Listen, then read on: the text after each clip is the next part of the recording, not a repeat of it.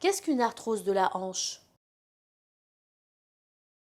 La coxarthrose est une affection douloureuse qui est associée à des signes articulaires, à une altération du cartilage et à des modifications connexes de l'os sous-chondral, visibles à la radiographie simple.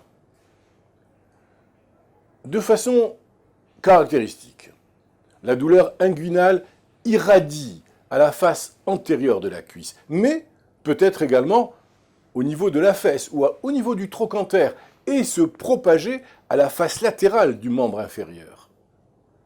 La douleur est de type mécanique lors d'activités physiques et sera soulagée par le repos. Il arrive que parfois la douleur soit également présente au repos, mais également la nuit.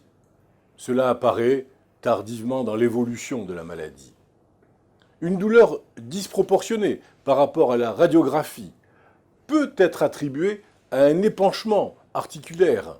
Il faut y penser, c'est l'épanchement de synovite, ou à une bursite du muscle, ou à une coxarthrose destructrice rapidement. Et là, il faut agir très vite, bien sûr.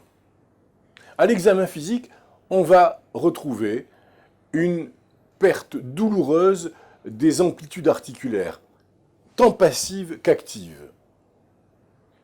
Pour la hanche, la rotation interne est le premier mouvement qui sera affecté. Ensuite, nous trouverons la flexion qui sera affectée et enfin la rotation externe. On recherchera également la faiblesse du muscle fessier qui est souvent associé à la coxarthrose. Et puis, plus tardivement, on découvrira une contracture en flexion de la hanche.